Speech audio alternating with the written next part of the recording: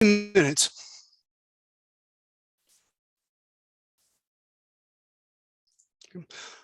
In a few minutes, we'll announce the people and groups that are being recognized for their accomplishments in the past year as ACA members and clubs and organizations. And members of ACA's leadership team will provide an annual report and budget overview.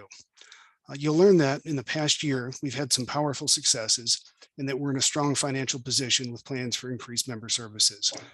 Before you hear that, though, I want to take a moment and remind everyone of a little bit of our history. The American Canoe Association was formed during a meeting August 3rd to 6th, 1880, just 15 years after the end of the Civil War. Reconstruction was coming to the end, and the U.S. was entering a period of technological growth and economic prosperity.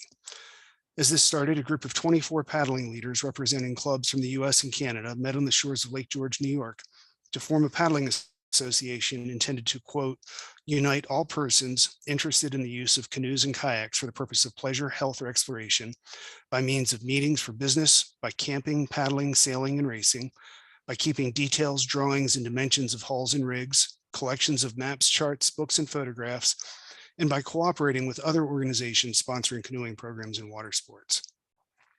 Article 1 of ACA's first set of bylaws stated, this association shall be called the American Canoe Association, and its object shall be the promotion of canoeing. Article 2 made it clear that a wide range of craft were considered canoes. They defined a canoe as a boat sharp at both ends and not more than 36 inches in width on deck that could be propelled by a paddle or sail, but must be efficiently propelled by a double-bladed paddle. And I remind all my single-bladed friends that they still did allow single-blade paddles with that, but they just required double-blade paddles. Membership was open to all persons of respectable character, of any age, who possess a true love of nature and are in earnest sympathy with the brotherhood of cruising canoeists. Membership benefits included an annual newsletter that contained race results and trip reports from members. More importantly, members of the ACA had opportunities to use boats owned by clubs affiliated with the ACA. That was important because at that time, recreational paddling happened out of boathouses on the water. People would store their boats at a boathouse, travel to the boathouse by foot or streetcar or by riding in an animal, and then paddle from that boathouse. So traveling to new paddling destinations created logistical challenges made much simpler by having access to locally owned boats. Early membership dues included a $1 initiation fee and then $1 per year, the equivalent of $29.10 a year today. Our dues today are a bit higher because we do provide a wider range of services. To our founders, canoeing meant two things, racing and cruising. No mention was made of education, stewardship, or safety. And in fact, an article describing the founding of the ACA noted that it was then considered a very dangerous thing to upset, and fatal results were expected as a consequence. Our original purpose was the promotion of canoeing, and later leaders defined that promotion as 4 core paddling missions: education, competition, recreation, and stewardship. They seem to have identified cruising as recreation, and ACA's founding meeting in 1880 included 3 days of competition, so that was at our start. Education, and particularly safety education, was important early on. The same article mentioning that upsets were expected to be fatal described a paddler executing a series of magnificent capsizes and recoveries, early self-rescue training and practice by ACA's founders. Stewardship and conservation were viewed differently in 1880 than they are now, but we know that outdoor enthusiasts such as the ACA's founders were integral to the modern conservation movement. As we move closer to the future, you can read through the 100th anniversary yearbook that's available on ACA's website. And we learned that we only had about 4,500 members then and less than 400 instructors in 1980. But 100 years after our formation, our members showed the same enthusiasm for paddling as did our founders. Now, 142 years after our founding, we have members spread across the world, and they've paddled on, or at least at, every continent, including Antarctica. Our 150th birthday celebration will be Saturday, August 3rd, 2030, less than 8 years away. And I hope that all of you will join us for what I expect to be an outstanding celebration of paddling. We are not at that celebration yet, but we do have things to celebrate right now. This year, we've added 2 staff members supporting DEI efforts and member communication. We've supported training for our members in workshops in DEI. We've certified new instructors and are building a pool of new paddling leaders. We have funded a third-party review of our educational programs and an ITE conference to be held in 2 weeks to begin implementing recommendations from that review. Our athletes continue to paddle and succeed on the national field, and we've continued to operate in the black, generating an income surplus that we can use to provide improved member services next year. That will lead to new staff positions to better serve our members and additional funding to continue strengthening programs in all of our missions. Before we discuss last year's successes and next year's plans, I'm going to turn the meeting over to our Executive Director, Beth Spillman, and our Safety Education and Instruction Director, Kelsey Bracewell, as we celebrate the work done by our members this past year. And then after that, we'll discuss our annual report and budget. Thank you. And Beth, I'll turn it over to you and Kelsey.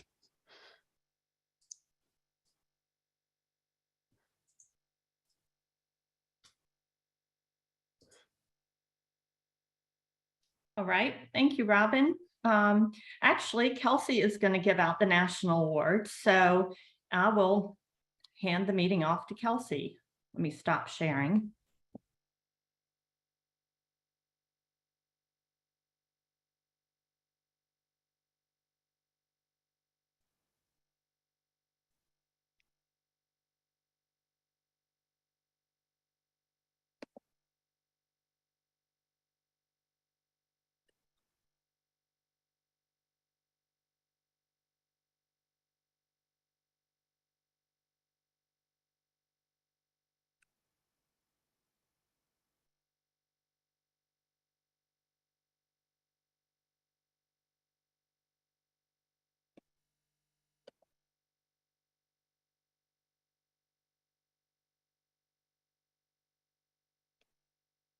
Thank you. Sorry, I was muted and could not unmute myself. I apologize. If you would allow me to be co-host, I'd like to share a slide deck that I've prepared.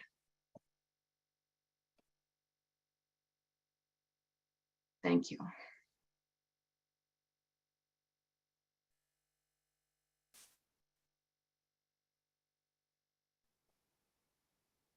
All right, pardon the delay, everyone. I greatly appreciate it. Is my sincere honor to be here with you today to present our 2022 National Awards.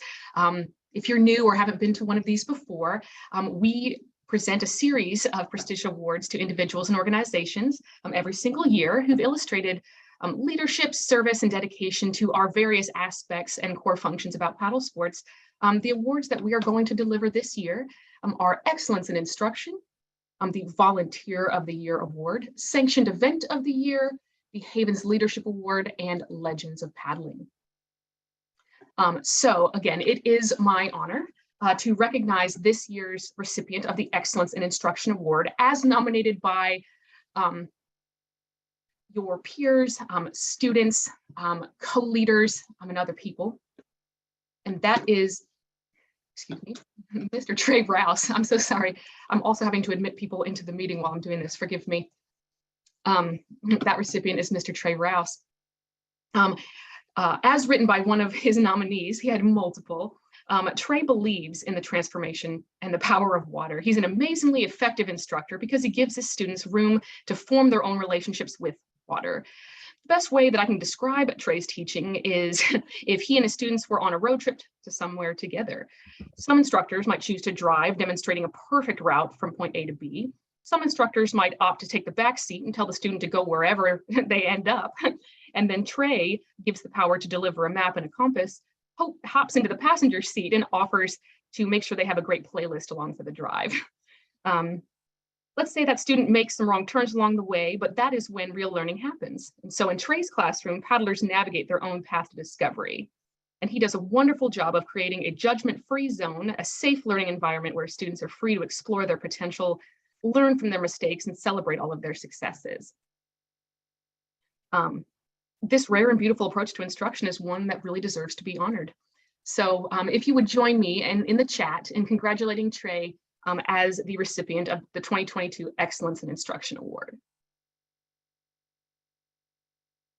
The next award that I have the honor to deliver is the Sanctioned Event, excuse me, wow, I messed up. That's not Sanctioned Event, it's not in the right order. It is the Joe Pina Volunteer of the Year Award. And this year, our recipient is the Paddle Sports Angling Work Group and Advisory Board.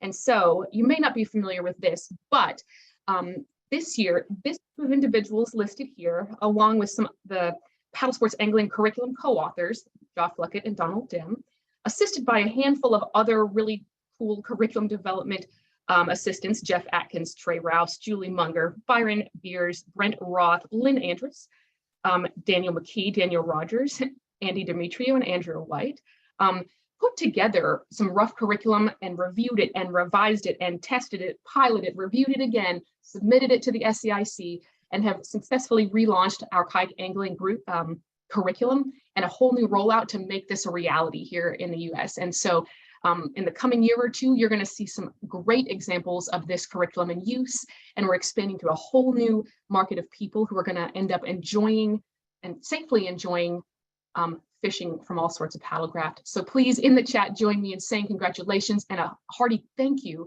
to this group of people for their volunteerism that generated this great new program for all paddlers who also enjoy fishing. Forgive me again, here we go, the sanctioned event of the year. This is presented to the top ACA sanctioned event as nominated by the public, mainly participants in each of our event. And so, of course, I am honored to give this award to the Green River Takeover. For those of you who might not have heard of it, this first started in 2014 with the idea of trying to get as many women on the Green River in North Carolina as possible at one time, and to have a day where the ladies just take over the river. And it's grown in numbers over the years and become a very special day where almost 100 women get together and go kayaking. Additionally, this event includes a raffle, which raises money for the Live Like Maria and Shannon Christie Memorial Funds. And these honor the memories of two amazing women from the paddle sport community by supporting causes that were near and dear to them. And so this year, 2022, marked the 9th annual Green River Takeover event. And it remained true to its roots by simply having fun on the water together as a giant group of awesome ladies. And all too often, the river can be filled with just men, but this is a day where just women get to take it over. And I want to say thanks to Jamie O'Donnell and Laura Farrell for their leadership and investment into the success of this particular event. Our next award here, I'm hoping that Beth may jump on for a quick moment to speak a little bit about this recipient, but again, it's our honor to award this to Mr. Drew Story. Kelsey, I'd be happy to jump in.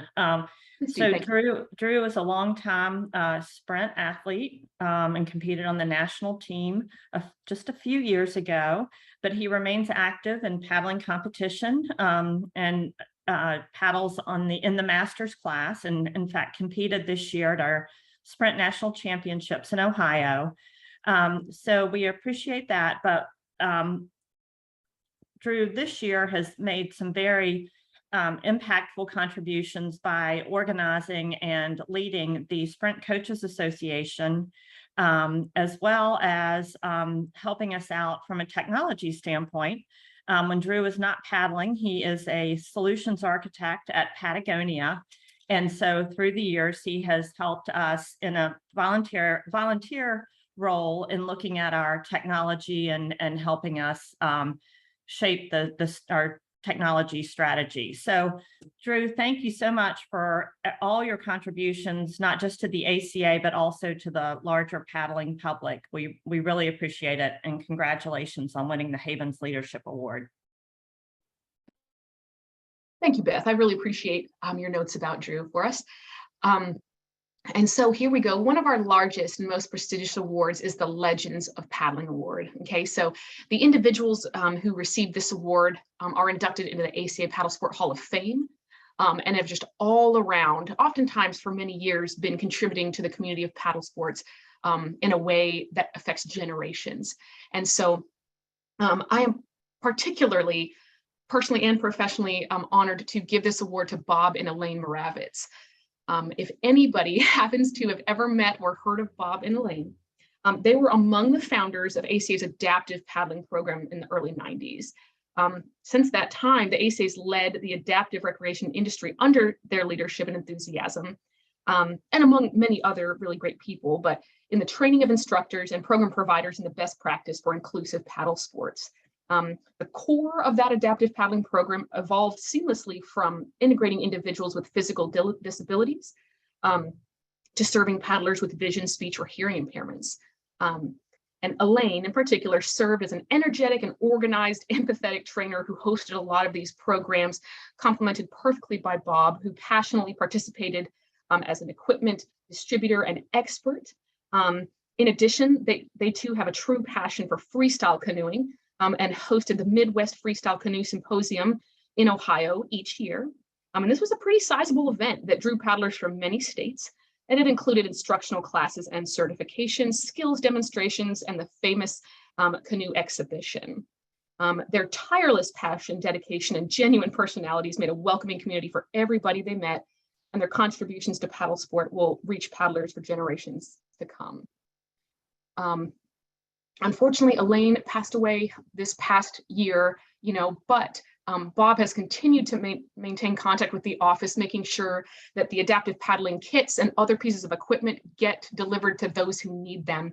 And so it's really, truly an honor for them to receive this award. And please, they may not be in attendance at the meeting today, but please give them a round of applause via the chat.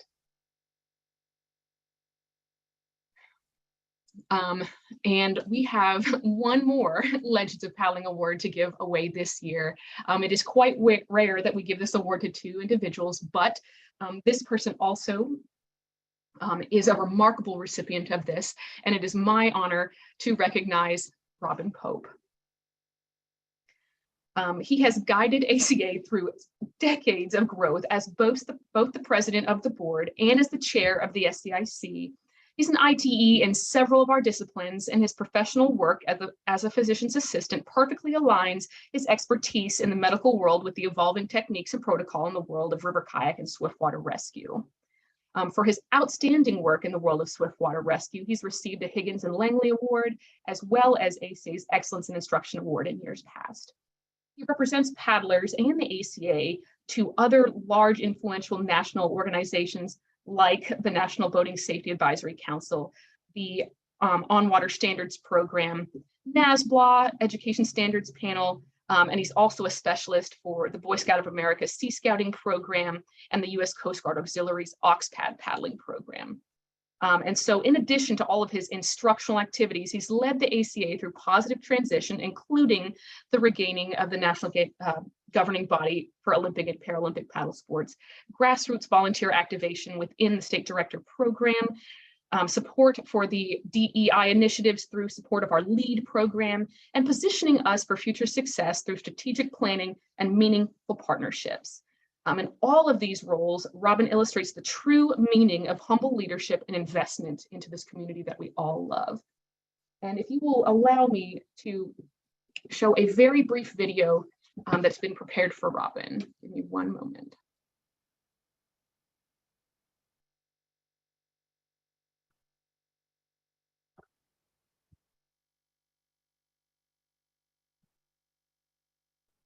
Hi, Robin. I want to say thank you for all of the time, energy, your commitment, your dedication to the ACA, and also to the people within the organization. I'm clear that I wouldn't be an IT, and I definitely wouldn't be as involved with the organization as I am now if it weren't for you and your willingness to reach out and support and bring folks into the fold. So thank you. Thank you for your mentorship from an ITE perspective when I was going for my IT, and for your support ever since then. And I really appreciate you, and I wish you all the best. Thank you so much, and I hope we'll get to paddle on the Tuck sometime just for fun.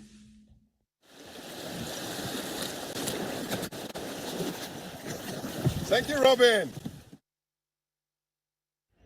Hey Robin, this is G speaking from China.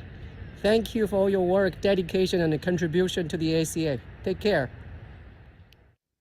Thanks, Robin, for your selfless service and dedication to improving paddle sports in the American Canoe Association. You've done more to improve the ACA's program than anybody I've ever known in 45 years. Your perseverance through tough times kept the ACA flag flying high. My hat is off to the best instructor, best trainer, and best educator I ever worked with over 40 years. Thank you so much, Robin. Thanks, Robin. Thanks, Robin.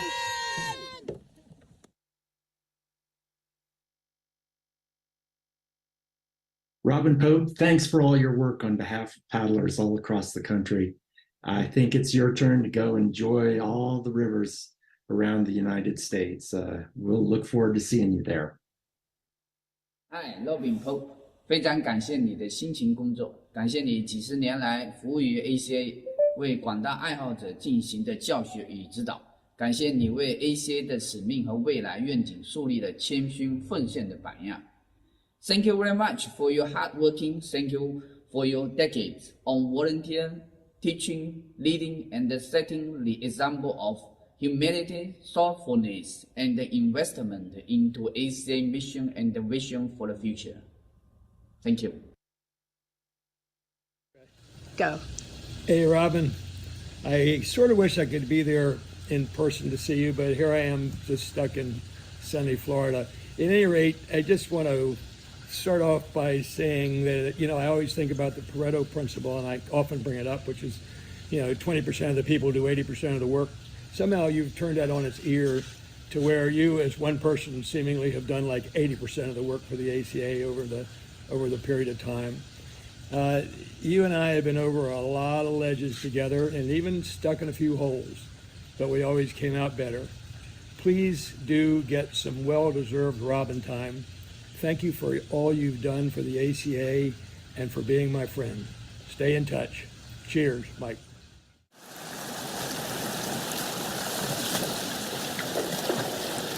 Thank you, Robin. Thanks, Robin. Thank you, Robin, for everything you've done for the ACA. Happy trails.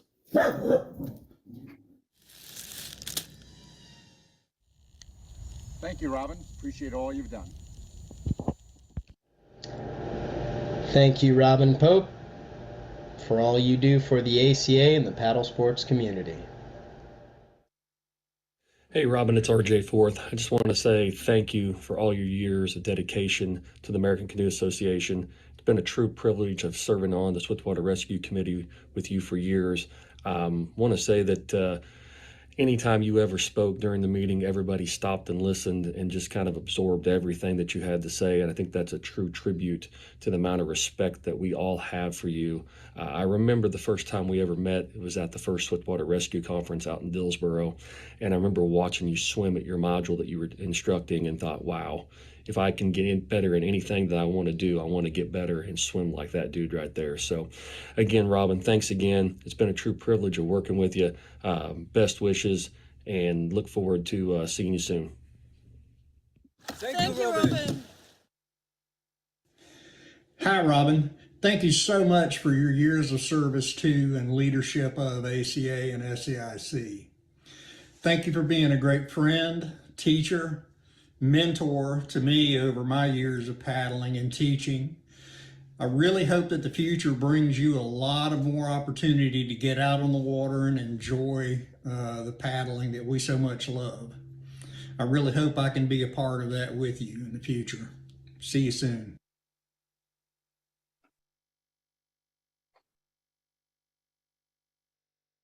Thank you, everyone, for taking a moment to watch that. I also collected several dozen testimonials in writing, that I'm going to give to you, Robin, at the conclusion of this meeting, so that you can continue to remember the many people who you've influenced, who appreciate all of your hard work and just who you are as a person. So thank you, everyone. If you haven't already, please make some notes for Robin in the chat.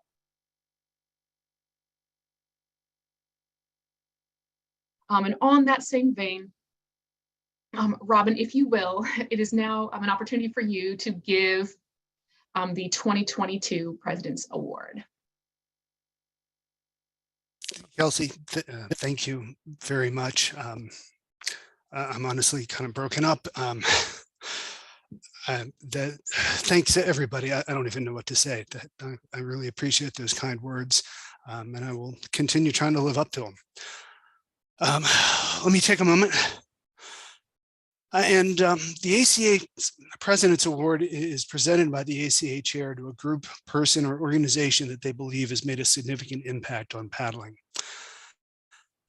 This is my last member meeting as board chair and my last opportunity to present this award. In considering who might receive it, there's a reason I'm keeping my video off. In considering all the people who might receive it, I thought of all the people who deserve recognition and thanks, and you just saw many of them.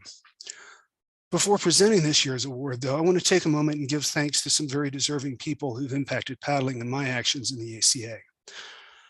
I first want to thank Beth Spillman. Beth joined the ACA in 2019, and despite no history in paddling, hit the ground running to help our organization. As a result of her work, we've paid off outstanding debt, added new staff positions, and generated a budget surplus the last 2 years.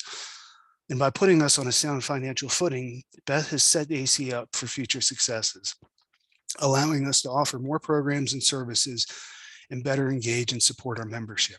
Beth, thank you. Second, I want to thank Kelsey Bracewell, our Safety Education and Instruction Director. Kelsey has been a friend and a supporter and a coworker for the past decade. She's been a guiding hand in the instruction department, someone that our members can always turn to whenever they need help. And even though her primary responsibilities are instruction, everybody that works in the ACA knows that no matter what needs to be done, she will jump into any role where help is needed. So, Kelsey, thank you for your friendship and your support in the ACA. As an instructor, I also want to thank our SEIC leadership, including Anna Levesque, Dale Williams, Trey Rouse, and Laura Zolliger, who've led the efforts this year to make our instructional program stronger, including spearheading a third-party review of our curriculum and arranging an ITE conference to improve course delivery.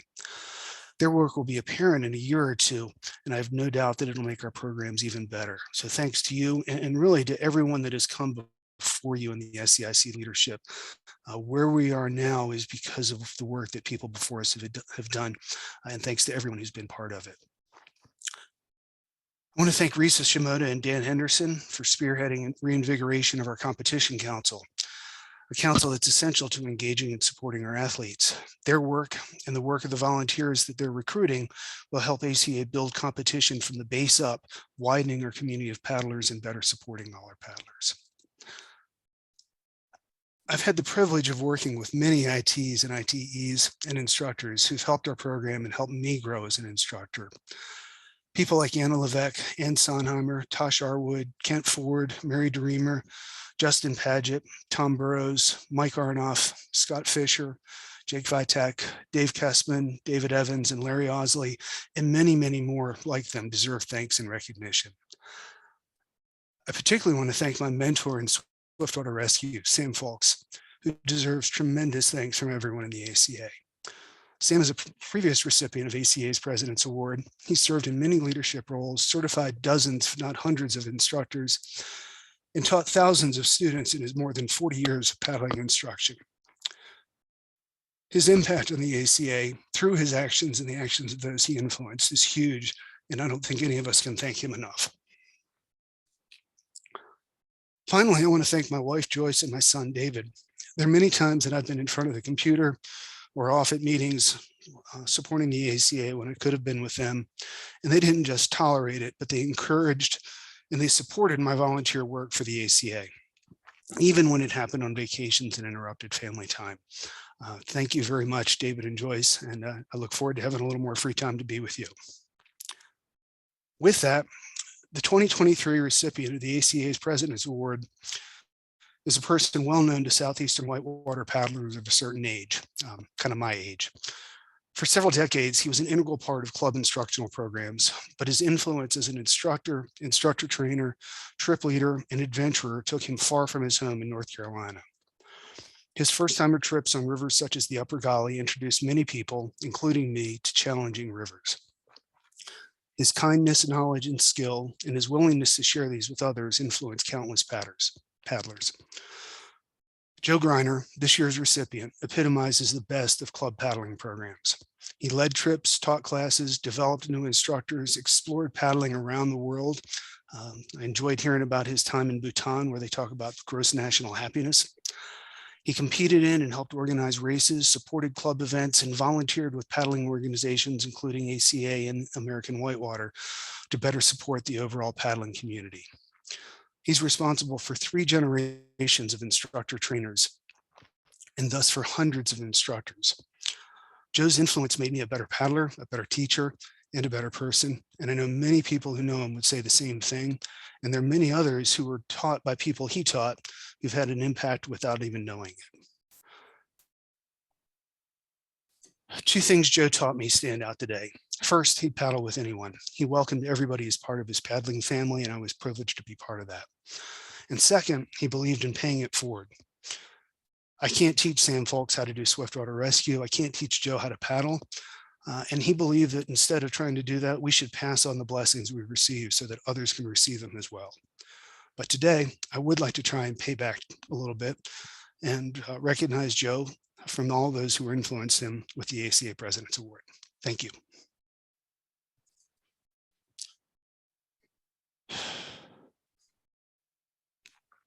Thank you, Robin, for delivering that award. If you have more to say, please go ahead. No, I think that's good. Thanks to everybody. It's been a privilege to be chair, and I'm going to turn the meeting over to you and Andrea and Beth. Thank you. Yes, of course. Thank you, Robin. We really, really appreciate it. And we honor Joe just as you do as well. One last piece that I've got here to present is the results of our 2022 Recreational Paddlers Instructor Contest, spearheaded by the State Director Program and championed by Andrea White. So this contest was one that ran from May until the end of September for instructors who taught level 1 and 2 coursework and reported it, were entered into this contest. And so there's a handful of different categories. And so what we're going to start off with are our instructors. All right. So instructor category, as you can see here, our winner is Miss Kathy Webster, followed by the following 10: Parker O'Connell, Louise Young, Summer Ellis, Caitlin Harvey, Maria Boyd, Frank Brown, Christina Burns, Dawn Nelson, Megan Shoemaker. And I can't see if there's another name because the admin is in the way. I apologize. But I want to say congratulations to Kathy and everybody who taught level 1 and 2 recreational introduction to paddling courses all over the country. Thank you for entering and participating in this contest and serving the paddling public, the really large base of people who enjoy paddling, who need that introductory education and instruction. So thank you all instructors who participated. Our next category are instructor trainers and educators. Our winner this year is Mr. Tommy Graham, followed by G. Wu, Alicia MacArthur, Rachel Nagel, Josh Hall, Beth Wiegand, Nancy Usheld, Nate Ostis, Ben Morton, and I think Mike Aronoff. Forgive me, the admin bar for Zoom is here. I'm in the bottom and I can't quite see, but I want to say congratulations to Tommy and again to all of our ITs and Es.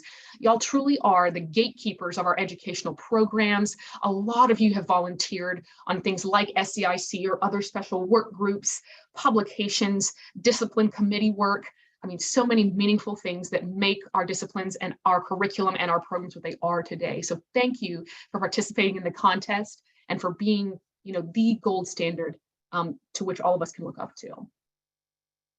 Our next category is Paddle America clubs.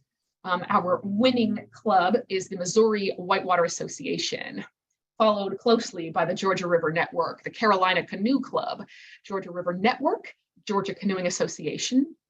Wow, whoops, it looks like Carolina Canoe Club is on there twice. My apologies. The Arkansas Canoe Club and Georgia, yeah, they are a lot of duplicates. I'm so sorry. I will fix that immediately. But I can say that we have a lot of really impactful clubs that host not only instructional courses and events, but they also do social events and floats and trips and meetings, gatherings, backyard barbecues, things to get the community involved, making a home for people in their local club. And so I really do value every single one of our Paddle America clubs. And I thank you for making that home, for being the community that all of us are so proud to be a part of. Our next category is the states. So all of the results, regardless of instructor, trainer, or club status, most courses that were reported were in Ohio, California, Colorado, Pennsylvania, Vermont, Wisconsin, Virginia, Maine, Michigan, and North Carolina. Thank you so much for all of our instructors and trainers who teach all over the country, in your home state and your neighboring states, but for those who travel to the other coast or right into the heartland, you know, to help out paddlers, to exchange cool new ideas and meet new people and continue to grow that community that spans not only the US, but across the world. So thank you. We have a few special drawing winners. So we took every single entry into the contest, put it in a random number generator, and it selected the following individuals. So John Jones out of Michigan is going to receive 1 free year of ACA membership and SAIC dues. Congrats, John. Free Paddle America Club membership dues is the Baltimore Canoe and Kayak Club. The following states have special awards that were donated by the clubs and instructors in those areas. The Tennessee winner, Don Nelson. Alabama is Joy Carter. South Carolina, Josh Hall. North Carolina is William Holman. And I can't see the bottom, forgive me for that. The special drawing winners, these are just plain old monetary drawing.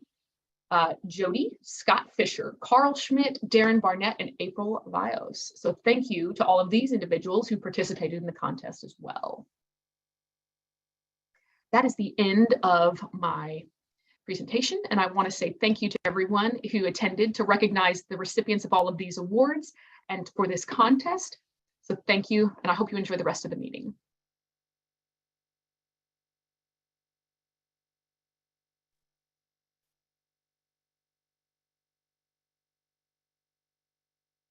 Kelsey, thank you very much. We're going to turn it over to Beth, and Beth will give us our annual report and discussion of our budget. So thank you.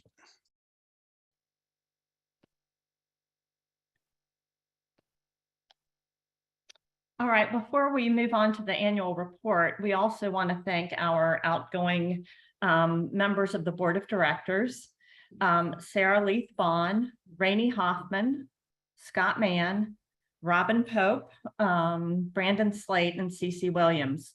Some of these directors, like Scott Mann, have been on the board for many terms, and others have served just 1 term, but they have all made amazing contributions to the ACA, and we really appreciate the time and energy and thoughtfulness they put into the ACA.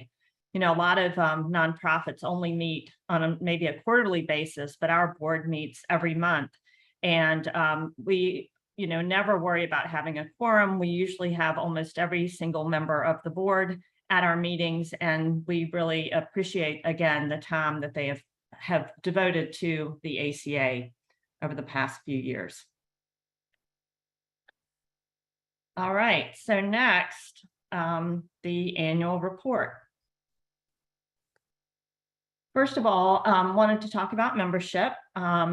We in 2022, we actually saw about a 10% decrease in our instructor members. This was not unexpected because during COVID, we granted a lot of deadline extensions and things like that for the instructor certifications. And so once those sort of special exceptions expired, we did expect to see a little bit of a drop off in the number of instructor members. But we saw a 6% increase in the number of individual members, which is really great. And overall, our dues revenue increased by 11%. Next, I'm going to turn the floor over to Anna Levesque, who is going to provide a report on the Safety Education and Instruction Council and Department. Hey, Beth, would you share your slides? Oh, I didn't? Not yet. Oh, I'm sorry.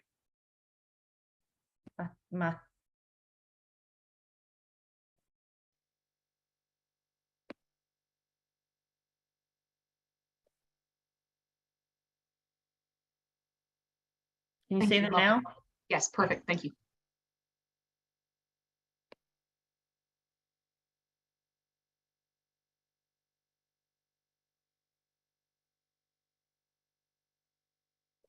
Thanks, Beth. Hey, everyone. Thank you so much for taking the time out of your Saturday afternoon in October to be with us. I hope I got a green run in this morning, so I hope y'all got a chance to get out on the water today as well before this meeting. I so appreciate you all being here and being engaged. So my name is Anna Levesque. For those of you who don't know me, I work with an incredible team, including Trey Rouse, Dale Williams, and Laura Zulliger, and of course, Kelsey, who you've been hearing from. And this SCIC Executive Committee is really committed to connectivity, to accountability, and empowered leadership and supporting our SCIC members. So thank you to those of you SCIC members who are here today and for all the work that you do, always throughout the year. So what we have done what we've been working on this past year, Robin has already mentioned some of it. We hired a third-party firm called Creature Learning to do an assessment. We call it a curriculum alignment assessment. We have many disciplines, and we want to again create more connectivity and through threads through the disciplines, so that our programming is more easy to understand, is welcoming, and of course is the gold standard continues to be the gold standard for instruction. And they did several member interviews and gathered information. And to be clear, because I think some folks are thinking that we hired them to come in and rewrite our curriculum, and that is not the case. This was an outside assessment, and the discipline committees are of course still responsible for writing a curriculum and making decisions for their discipline committees.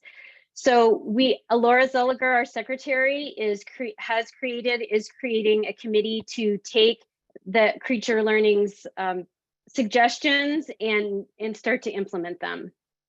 So that's happening. We were really excited to launch the Community Paddle Sports Leader, which actually Trey Rouse, who won the Excellence in Instructor Award today, he really spearheaded that program along with a few others. And we're really excited about it. Those of you who are SCIC members, if you haven't checked it out, please do. It is a multi-craft curriculum that is a step before instructor certification. And it's really wonderful. It's really about the safety and leadership components of being a community paddle sports leader. And the three crafts so far are stand-up paddleboarding, kayaking, and canoeing. And I've had the opportunity to lead one. I know Trey has led one, and Mike Wang and Jeremy have led one, and they've been really successful and fun. So please check that out. And if you have any questions, don't hesitate to get in touch with us.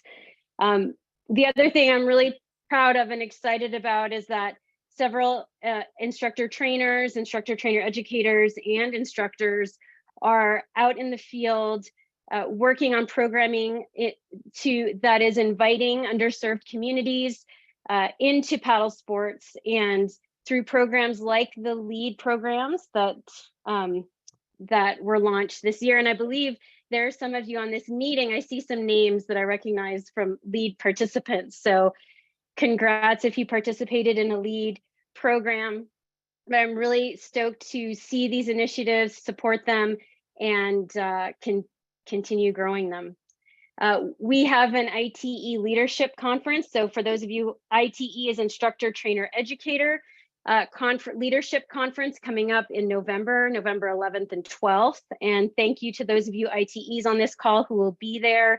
We're really excited about it, and about, again, creating greater connectivity and brainstorming as a group of ITEs to, again, ensure that we are the gold standard of instruction and share new ideas. So yeah, we're looking forward to that.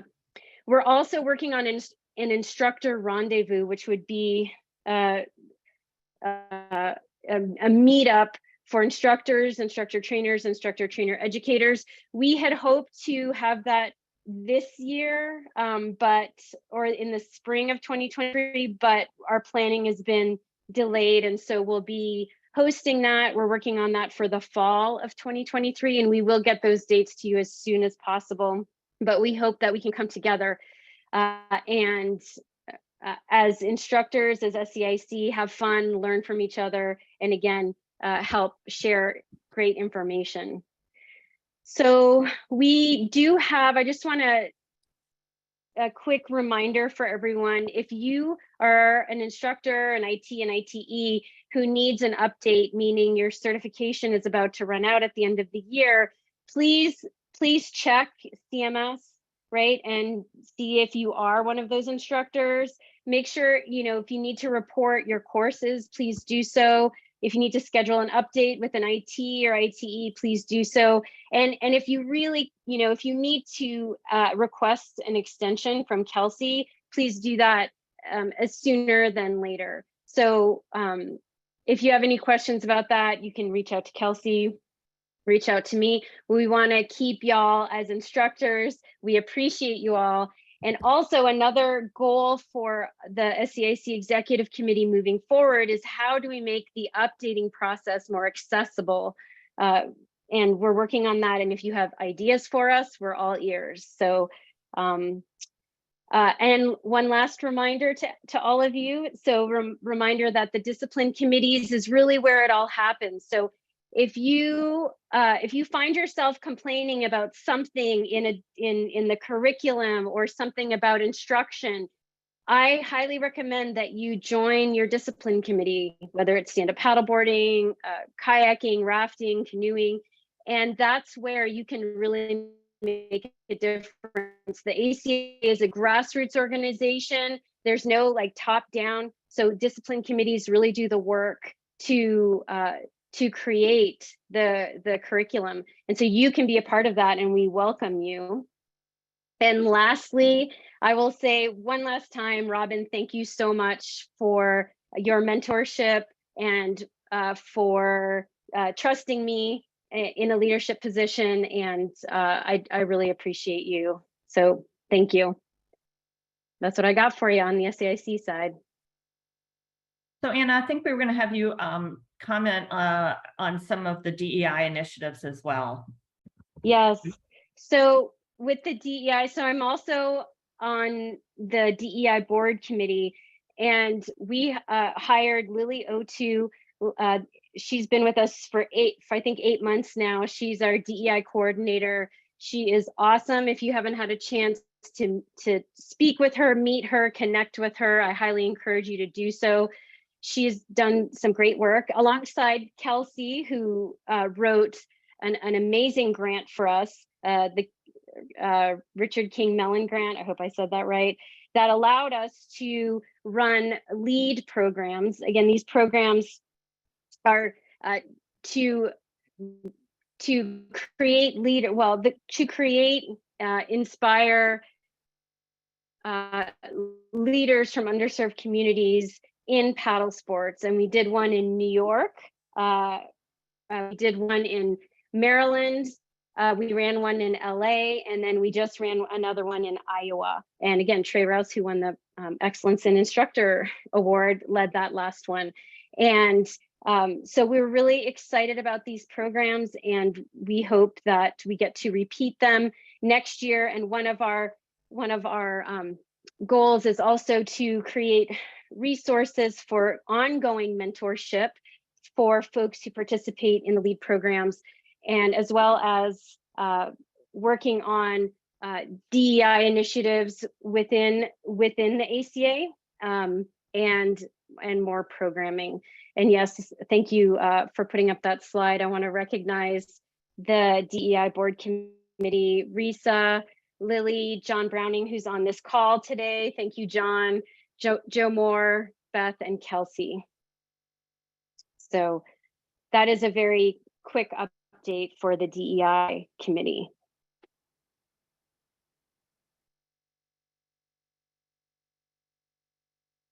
All right, thank you, Anna. We appreciate that.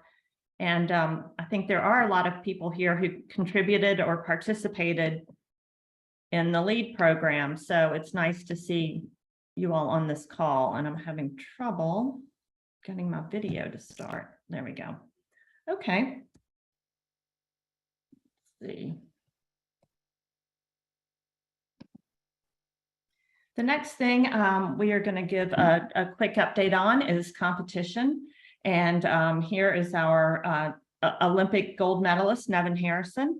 And I'm happy to say that she retained her world championship title in the women's 200 sprint canoe in Halifax, Canada this summer. But she was one of many athletes who traveled all over the world representing the U.S. national team, and not just in our Olympic disciplines of sprint, slalom, and paracanoe. We also fielded teams in many other disciplines. We had teams at the World Games in Birmingham this summer. We had men and women's canoe polo and men and women marathon athletes. When I say we, this is a collective effort, not just the ACA, but had the freestyle World Cups in Columbus, Georgia in the fall. And again, sent teams all over the world, sprint, slalom, paracanoe, freestyle, canoe polo, marathon, and many others. So that was a very exciting, sort of our first normal, I guess you'd say, post-COVID year. And then the ACA, in collaboration with River Sport in Oklahoma City and Sarasota, the Nathan Benderson Park, successfully attracted many international events over the next 3 to 4 years, leading to the Olympics in LA in 2028. Our national team coaches, Shelley Oates Wilding, Joe Harper, and Raffle Smolin, held many training camps throughout the year. And we are thankful to Dan Henderson, who has assumed the role of interim chair of the Competition Council in order to help us resurrect and reinvigorate that organization. The other thing that's we have worked on quite a bit this year was getting recertified as the national governing body for paddle sports. And that process takes place every year for all NGBs, but it is one that requires some work. And I'm happy to say that we're at the very end of that process. Next, stewardship. So many of you are aware that a lot of our stewardship initiatives are take place through a partnership with the Outdoor Alliance, which is a nonprofit in Washington, D.C. that does public policy and stewardship work. The ACA was actually a founding member of the Outdoor Alliance, and the other member orgs are small nonprofits focused on human-powered outdoor recreation. So the other partners in Outdoor Alliance include people like the Surfrider Foundation, the International Mountain Bikers Association, the Alpine Club, Mountaineers, and several others. But the idea is that by pooling our efforts and working together, we can accomplish a lot more than we could on our own. And of course, one of the things we do is support state directors in their advocacy efforts. And we want to give a special shout out to Robert Levin and the work that he's done in New Mexico over the past few years. That's a great example of a partnership that we've been able to support. And then at the local level, and this was kind of fun, our slalom, we have a lot of slalom athletes in Washington, D.C., because there are gates permanently set up on a feeder canal into the Potomac River.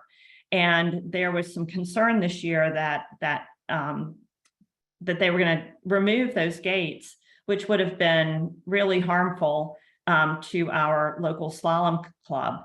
And so Brett Mayer, our public policy director, along with the Washington Canoe Cruisers and other local groups, worked together to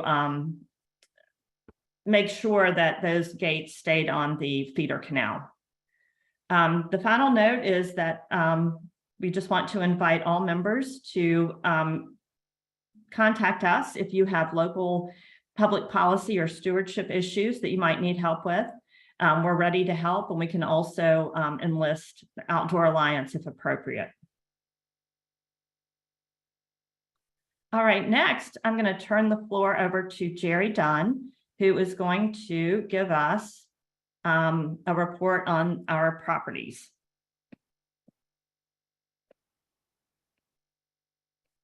Okay, thank you, Beth. I really appreciate that. Well, Lake Sebago, excuse me, the ACA has two main properties that can be utilized by our members. One is Lake Sebago, Camp Sebago, which is Harriman State Park. Harriman State Park and Lake Sebago are about a 40-minute drive from the George Washington Bridge in New York City. So it's very accessible to the metropolitan community. Several premier events were held at Lake Sebago. One was we did host one of the LEAD programs that were discussed earlier. At the LEAD, that's what the picture we have here. We had 7 members of the ACA members were organized by the Yonkers Paddling and Rowing Club. And all 7 of the participants were certified at the level 2 coastal kayak instructor, which was quite significant that we had 7 level 2 instructors in the program. The Atlantic Division assisted in doing some of the preparations, and Lake Sebago hosted, provided meals and recreation and support. And we also did a lot of kayak polo, made its not debut, but got really established at Lake Sebago last summer. The Metropolitan Kayak Polo Club was basically in residence all summer, and every weekend provided free instruction, mostly to the youth. They seem to be drawn to the kayak polo, and provided demonstrations, played a few games, and actually instructed a lot of our kids in kayak polo, which was quite nice. They had lots of boats, lots of equipment, and it was really very nice. The canoe sailing program is alive and very strong at Lake Sebago. Every weekend, there's either a race in canoe sailing, which is quite remarkable if you want to come by and watch it, or there was instruction where any member for free, any ACA member can learn how to sail a canoe. We also had there was free instruction in flat water racing by the Sheepshead, the Rockaway Canoe Club. And canoe training was also offered. I see Lauren Edelman is here. She provided some free canoe instruction. And also there was free coastal kayak instruction to ACA members. We did major maintenance at Lake Sebago. I won't go through all the details, but some of it required a lot of volunteer work, which is really proud of how our members pitch in to dig ditches and do what needs to be done on the maintenance. And the finances are strong. We had over $100,000 in receipts from our various activities, including the rental cabins and day fees, and spent less than $95,000. So we had a positive cash flow for the year. And our reserves are growing, which is very important to us. We are subject to some weather, harsh weather, and sometimes we need some major repairs done. We have the reserves to make sure that can happen if need be. Then our other property where members are entitled to visit, of course, is Sugar Island, which is one of the 1,000 islands. It's just one of them. Actually, I think it's 2. Sugar had some problems because of COVID and travel from Americans into Canada. Sugar Island is actually territorially in Ontario, Canada. And there's some travel issues. So the attendance over the last 2 years has been down, and that puts their revenues down. But they were still able to maintain maintenance. And they still have a very substantial financial reserves also. And they are planning some activities from 2023. They've been approached and are working on right now to have the Canoe Sailing World Championships up at Sugar Island, which would be, of course, in the St. Lawrence River. There has Brett Meyer, who Beth discussed earlier, is working on having a youth camp up at Sugar Island this summer to bring youth for instruction. And we're doing infrastructure upgrades on the island. So the board has approved some expenses that will be pumped into Sugar Island to get the infrastructure back up to speed after some neglect. One important thing about Sugar is that it's added a lot of new ACA members from Canada. Apparently, the Canadians in Ontario seem to really are being exposed to Sugar Island now, since Americans could not get there as much this year. And a lot of Canadians have been chipping in, and they're new members, which is very nice. So, of the other properties, the ACA does have a property which was donated, which is undeveloped in the Fredericksburg area, which is still in possession of the ACA. And actually, development is going around the property, so the property's value is increasing. So it's still in reserve for the ACA. And of course, we have the national office in Fredericksburg, Virginia. Everything is safe and financially sound. Thank you, Jerry. Okay, welcome. Very exciting. And come to Lake Sebago or Sugar. It's worth the trip. Exactly. All right. Let's see, financial information. This is some high level information. First, I know people are always curious about where our revenue comes from and how much comes from where. And this first slide with the pie chart is intended to provide more information about that. Of course, the bulk of our revenue comes from member dues. And then we also get grants from the U.S. Olympic and Paralympic Committee, the Coast Guard, and some smaller grants like the one that we got this year from the Richard King Mellon Foundation for the LEAD programs. Another important thing to point out, I think, is that the athletes and their families pay for all their own travel internationally. And that money, even though it comes to the ACA, it's really a pass-through amount. So you can see on this slide that was about $450,000 last year. But again, that is 100% pass-through. So we collect the money from the athletes and then we pay for all the costs related to the events and the travel. And then as far as expenses go, I'm sure it's no surprise to anyone that payroll and staff is our highest expense. And then insurance, well, with the exception of the pass-through for the athlete travel, insurance is also, a rather large expense for us, well over $100,000. And that is even, last year we switched companies, we shopped the insurance, and that was really the best deal we could find. We have, again, Jerry mentioned, we have a very small office in Fredericksburg. It's actually an old house that has that 5 or 6 people work in on a part-time basis. What else is here? Of course, we have to, spend money on professional services like accounting and lawyers and things like that. All right, the next slide.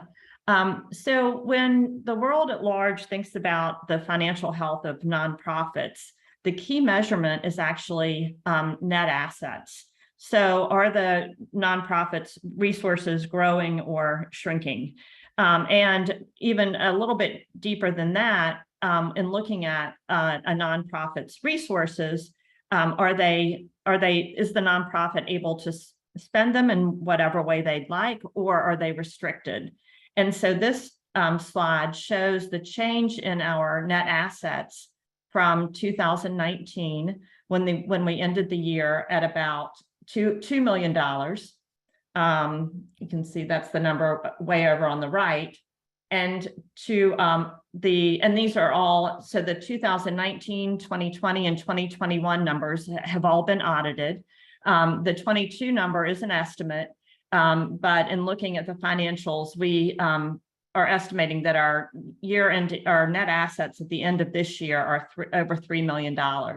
And so you can see that there's been substantial growth in our financial resources from 2019, when the net assets were $2 million, to now where it's over $3 million. And as Robin mentioned early at the beginning of the presentation, we virtually have no debt. When I got to the ACA, we had a line of credit with Wells Fargo, and we have completely paid that off. And so we are basically in great shape financially. All right, so the board met yesterday for several hours after meeting before that for a couple hours to talk about the 2023 budget. And so we started with looking at our 2022 actual results, and we adjusted those to create what we called the baseline budget. And that was with a couple assumptions. One is a 4% overall increase in dues revenue due to growth in member counts, because we have no plans to change the amount of the cost of dues in 2023. So this will all come from member counts.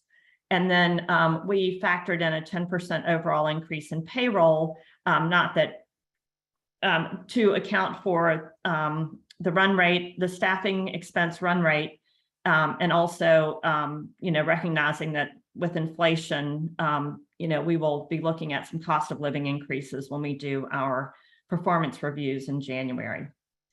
We assumed that there would not be any change to our insurance cost after, the large increase that we had last year. So the board has agreed to some incremental investments. And if anyone on the board would like to jump in and explain these in more depth, please feel free. But the first one is $75,000 toward SEIC initiatives. This includes continuing the work by Creature Learning on the curriculum review and changes to the framework of the curriculum. And Anna, help me if I'm not accurate. The board also agreed to add some new staff to the team. The board said approved $15,000 toward DEI efforts. And then the Regional Activity Council, the board approved $5,000 for the Regional Activity Council to continue their work with the instructor contest and some other initiatives. And then, so those amounts come from sort of general operating income, but the board also approved some other expenditures that are being paid not by our general operating revenue, but by designated or restricted contributions that we already have, in-house in the bank, if you will. One is to spend some money on Sugar Island, some infrastructure maintenance that needs to be done. Another was to spend some money on a high performance staffing for competition. And again, this is money that came from competition and is designated to be for competition. We also received a donation a few years ago that was intended to provide support to sprint clubs. And the board has approved hiring a person to help conceptualize and administer this program for our sprint competition clubs. And then the board also approved an expenditure of $30,000, again, from a restricted donation that we received several years ago. The purpose of the donation was for us to create a marketing program to help attract youth to paddling and paddling competition. So we've got some really exciting ideas for next year and are super excited to have the budget approved. The other thing about this is that the board also approved adding to our operating reserves. So last year we were able to establish operating reserves of about 4 months of operating expenses.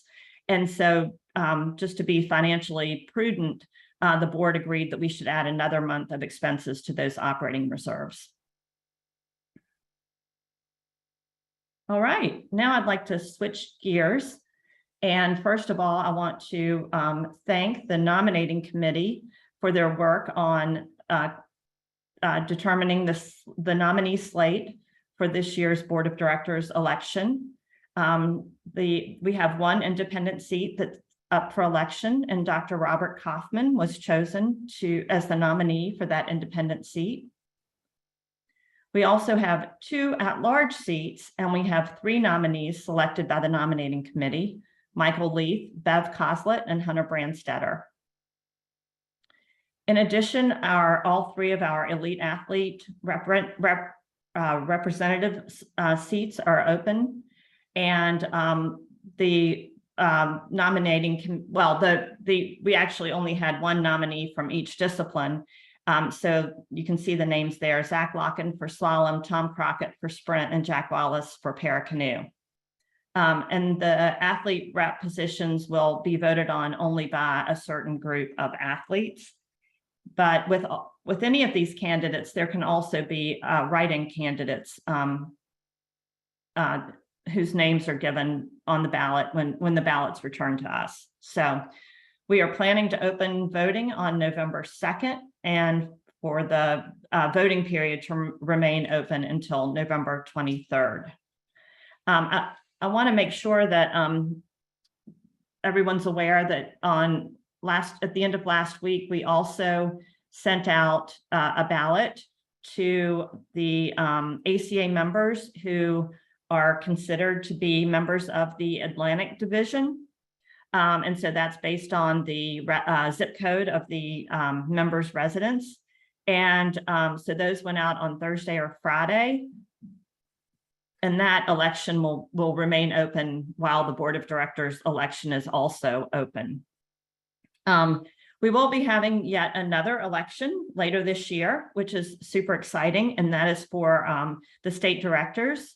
The Regional Activity Council, in collaboration with our staff, Brett Mayer and Kelsey, have had an extremely successful sort of, I guess I'll call it a marketing campaign to generate nominees for state directors. And we have over 80 people who have raised their hands, including quite a few people outside the United States, which is super fun.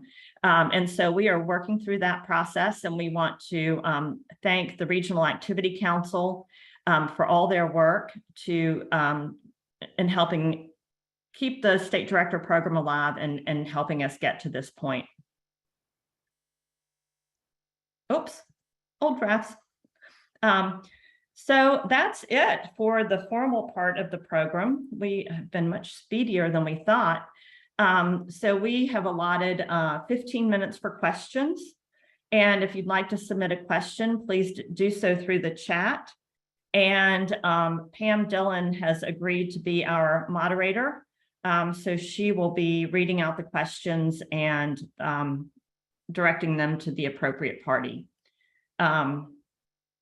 So if you have any questions, again, please submit them via the chat.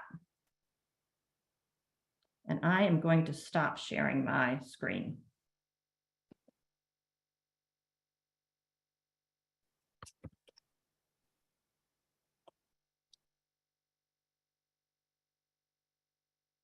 And this is Pam. I haven't seen any questions come in yet. So if you have submitted one,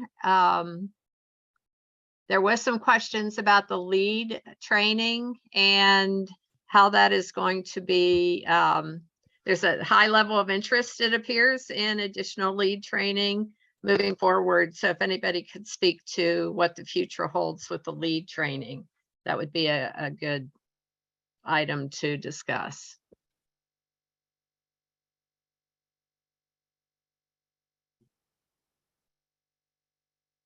Yeah, so yes, we're all really excited about the lead programs. And Kelsey, I might invite you to jump in here. So Kelsey is writing another grant. So we got a $75,000 grant from the Richard King Mellon Foundation last year that allowed us to run these lead programs and fund them. And so Kelsey is submitting another grant proposal. We also have funds within the DEI. We'll call it a fund, DEI fund, Beth, is that right? And so we anticipate being able to, we will have a formal application process like we did last year. I think Lily O2 is and Kelsey, and we're having a debrief with all of the lead trainers next week. And then, so we're still in the very debriefing this year, starting to brainstorm for next year, and we will let everyone know. And we're really excited about them. And thank you to those of you who participated in them and led them. Kelsey, do you want to say anything else? Before Kelsey jumps in, if she'd like to, again, one of the, I think, big projects is, great, we have these awesome lead programs. We had amazing participants.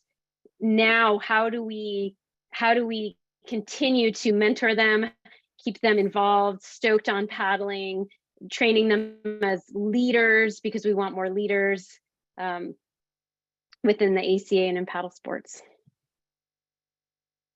Thank you, Anna. I really do appreciate that. And it really was quite a delightful surprise to have written that grant, the first one of its kind that I've ever done, you know, and seeing you, Anna, Trey, you know, Ashley Brown, Jeremy, Mike Wang, all these people who came together to make these things a success. So it's really a delight. And I have already, of course, submitted an application for a very similar program in the coming year. They've not announced the recipients of that quite yet, but most certainly we'll let everybody know if we're one of those. But if y'all recall, the past couple of years, we've done our Giving Tuesday campaigns, you know, on Facebook and Instagram to our DEI fund, and we're going to continue that again this year. So in November, our Giving Tuesday campaign will be aimed specifically at our LEAD program. So even if that grant doesn't come through, we're still going to raise funds to do as many of those events as we can in the coming year. And so if anyone here on this call, if you use social media and you see any of our campaigns and our donation, you know, buckets, please feel free to share that, donate to that, tell your friends about it, tell your family about it, or whatever, you know, because that's how we're going to make these events possible. So thank you. Thanks, Kelsey. And Kelsey, the great thing about Giving Tuesday is that there's a match by Facebook, right? Yeah, so on Giving Tuesday, which I believe is November 29th. Yes, it's the last Tuesday in November. So that particular day, 29th, starting at 8 a.m. Eastern time, Facebook will make a match to all donations made to nonprofits. They only have X million dollars to match with. So usually those match funds are used up, you know, by midday, because there's lots of other nonprofits, you know, fundraising around the same time. So we'll try to make that really clear in all of our posts in our campaign for those who want to donate or support or share. 8 a.m. on the 29th of November is the right time. Great, thank you. We have a couple questions that came in about the ballot process. One is regarding the bios for those on the slate. Will those be made available for the new board members, and how will that be done? Yes, they will be made available with the when we send the email out about the nominees. Okay, very good. And another question about the vote. Are the board vote and bylaws vote on the same timetable? Yes. Okay, very good. So I'm assuming that timetable is November 2nd through the 23rd for both. Is that correct? Okay, very good. And Pam, we should probably mention that for people who didn't attend last Sunday and want to learn more about the bylaw changes, the proposed bylaw changes, after the Q&A, we're going to stay on, and the strategic planning group is going to give an overview of the strategic planning process, and then Robin's going to run through the proposed changes to the bylaws for anyone who wants to stay on. Yes, and this is a repeat of the information session that was conducted last Saturday, October 23rd. But again, everybody is welcome to stay, whether you went to the previous session or not, but we'll give a brief overview, as Beth said, on the strategic plan, and also get more into the bylaws. And we'll have another Q&A at that point. Jerry, did you have your hand raised?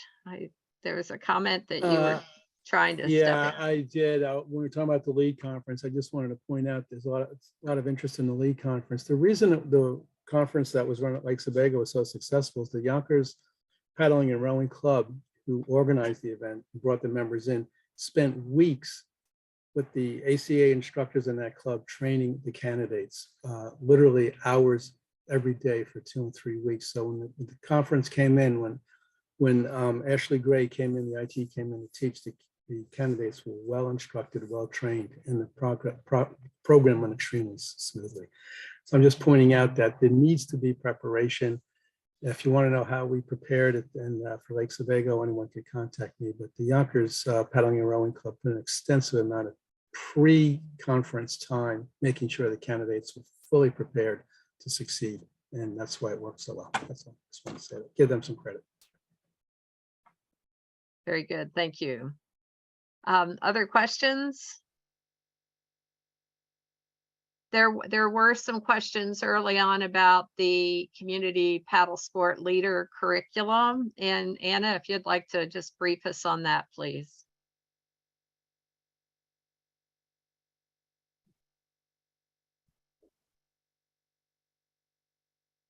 I have to get unmuted every time.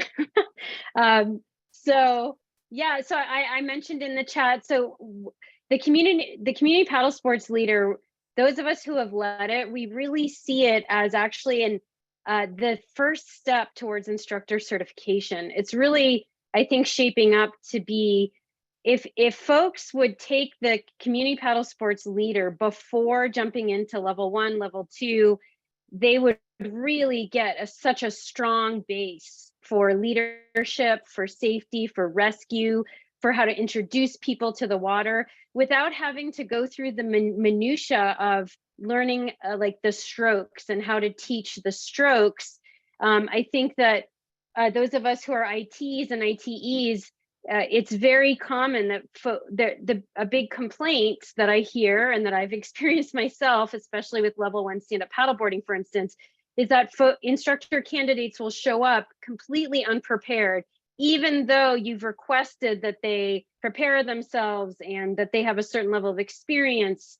And if folks just took the CPL, that would disappear. And not only that, but they would have strong leadership skills, strong rescue skills, and then and have the baseline to, yes, I can paddle forwards and backwards and turn, and I can help teach people how to do that without being like, oh, your top hand needs to be at this angle for the forward stroke, and your stern draw needs to look like this, right? And which to me is actually a barrier in creating a welcoming environment for folks, and takes the fun away from paddling, honestly, especially if someone's coming in new.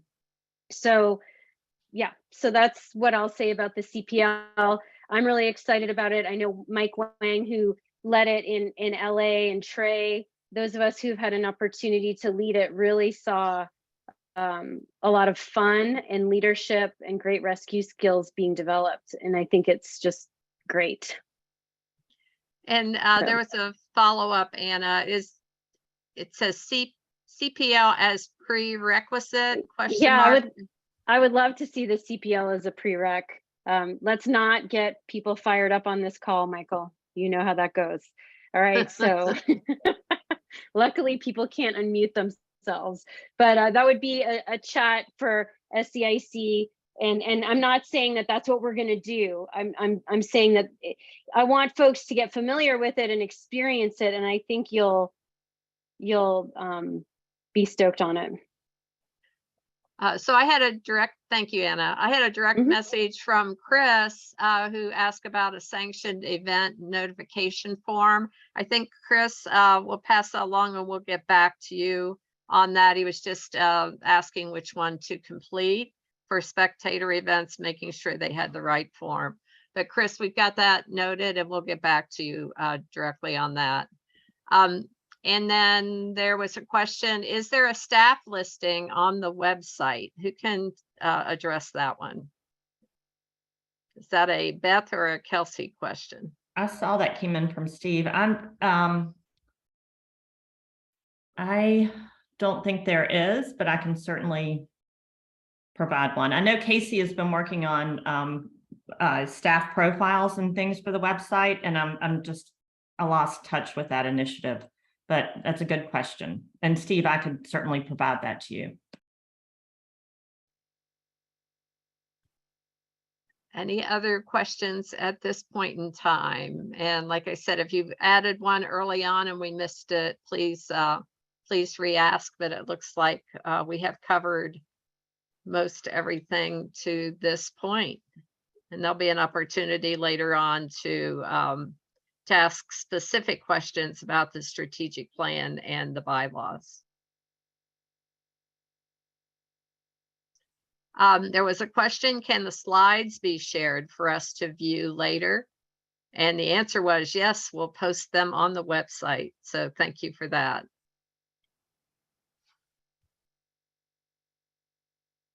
Other questions? Should we have Robin say his famous phrase for concluding a meeting? I would be happy to, but this is actually Sam Folks's phrase. I would entertain a motion to adjourn, and all in favor, please hang up.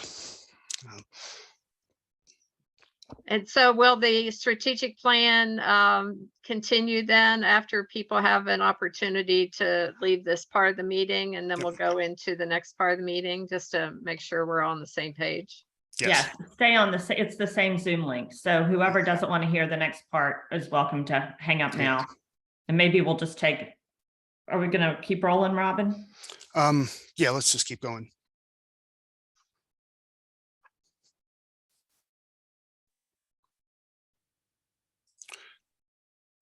Okay.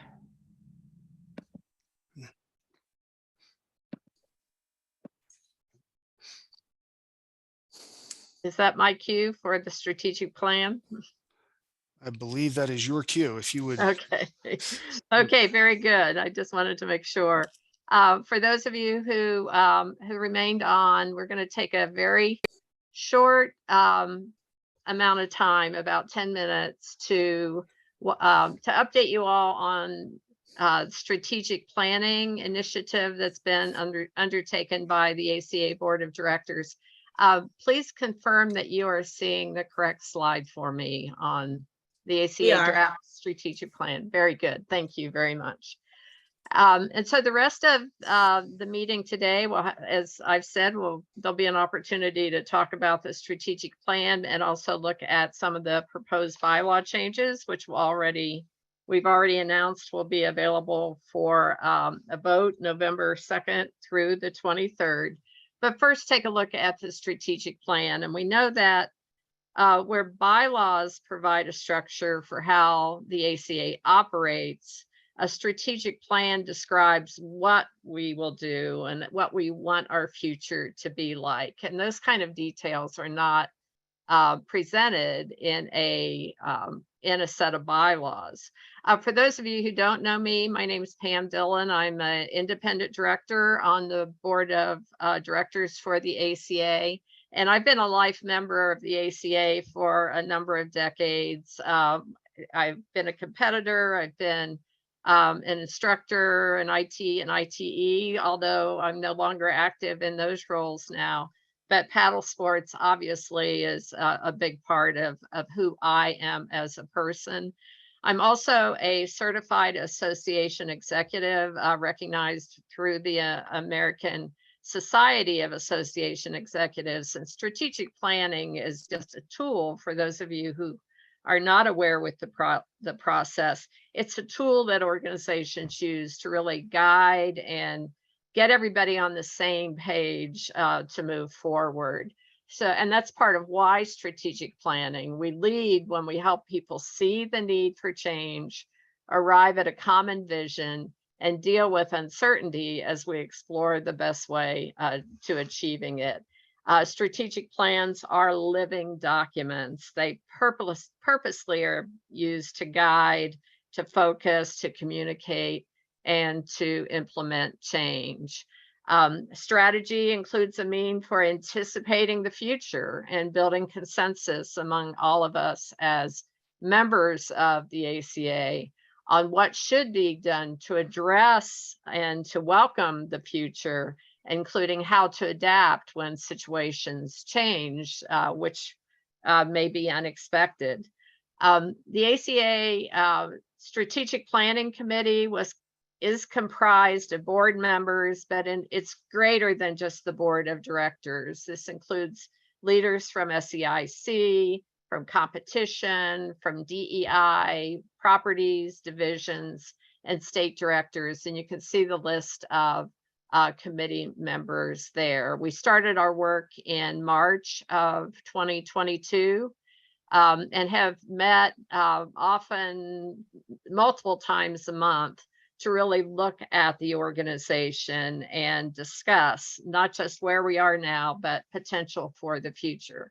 So just where did we start? We started by looking at The information that's published now on our website, you've heard Robin and Beth and others talk about our purposes, our history. We started looking at who the ACA is as a 501c3 nonprofit organization. And as Beth and Robin have both said, the ACA serves the broader paddling public by providing educational programs, supporting stewardship initiatives that affect paddlers, and offering competition opportunities to athletes of all abilities. And that statement has been a fact of our existence for a very long time. The strategic plan the planning group looked at the mission statement, and we did not change it. But one of the questions that we have now is it still relevant? Will it need to be updated in the future? And one of the items that was posted in the chat early on, and perhaps I'll be able to repost it here, and you'll get that, is we have a survey out now that I'm happy to say about 150 people have completed as of today, but we want all of you to provide input into this process. So please open that link to the strategic planning survey and give us your comments. But is the ACA mission still relevant, and will it need to be updated? And I'm not going to read every one of these slides. Every item, though, is spelled out in the survey, so you'll get a chance to look at it and to consider it and to provide your input. Also, the ACA vision, is this still relevant? Does it capture what we want to be, who we want to be? And our vision statement currently is to connect diverse communities by fostering a shared commitment to safety and stewardship, and by providing opportunities for challenge, achievement, and fun through paddle sports. We have a set of ACA core values that are published again on the website. Do these capture who we are and what we stand for? And again, those core value statements encompass enjoyment, safety, inclusion, teamwork, and excellence. And again, these are questions that you'll be able to respond to through that strategic plan survey that is currently posted. So the strategic planning committee started by taking a step back. We all know that many on the committee are involved in a very wide variety of paddle sports activities with the ACA, but we wanted to take a step back to ensure that we weren't just thinking of the ACA through our individual silos, that we wanted it to really reflect on the entire paddle sports community, and how the ACA can serve and does serve those paddle sports, the greater paddle sports community. So we started by looking at completing a scanning process, and this scanning process took a number of months.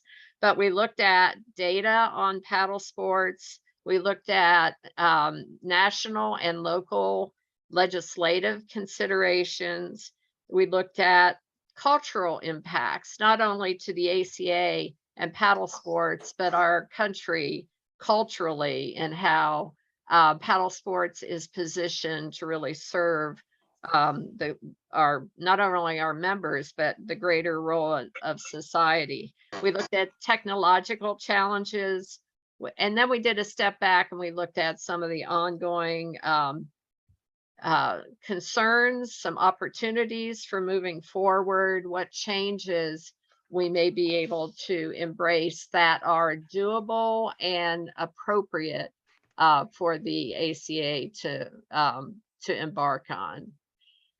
And that led us to a draft of a strategic plan document that we have entitled Vision 2028, Paddle Sports Unity and Growth. Why 2028? 2028 is the date of the Olympic Games, in the LA Olympic Games. And it also is a 5-year time frame for the strategic plan. Robin mentioned we have 142-year history behind us, and we're looking forward to celebrating our 150th anniversary in 2030. This plan is looking beyond just 2028, but we want to make sure that we can focus on how to position ourselves moving forward so that the ACA is in a position to really grow and prosper. The committee has not only developed draft goal statements, but we also have started drafting performance indicators and metrics for measurable results. But we didn't want to get ahead of you and your input as the membership. And here is a link that, again, will be posted in chat, and I posted it previous in this meeting. But we have posted the draft goal statements, and we'll be reviewing those with you here before this presentation is complete. And we're asking for your input on those draft goal statements. And this will end actually earlier than the vote. This is open through November 15th. Based on your member input, the strategic planning group will then look at the goal statements as presented to see if they need to be revised in any way. We'll look at performance indicators. Those will be drafted, and the performance indicators will then be presented back to the membership in a upcoming survey, hopefully before the end of the year. So we have a robust time frame, but we're very, very happy with where we are in the strategic planning process. And I'd now like to invite some of our committee members to present, a few of our committee members to present on these various goal statements. And I'll start with you, Anna, for education. Sure. So the education goal is to establish and maintain the ACA SEIC program as the leading resource in paddle sports. And my understanding is this was developed by the SEIC leadership, and it was presented to Strategic Planning Committee through your committee. We worked on this. This is, again, it's a high level, right? So these aren't tactics. This is the strategy, and it was developed with discussion within the SEIC Executive Committee. So this didn't come from me. It came from the SEIC Executive Committee. Great, thanks, Anna. Competition, Suzanne Britt, are you unmuted, and can you present competition, please? Yep, I'm here. Okay, very good. So our first goal has to do with more along the lines of development, and that is you'll see written within the document. Our goal talks about development, piloting, and iteration of programs. The idea is to create development as a goal between the very beginning of a paddler's career all the way through past their most competitive timeframe. Our second goal has to do with our most highest performing athletes, those athletes that are trying to be in the World Championships or the Olympics.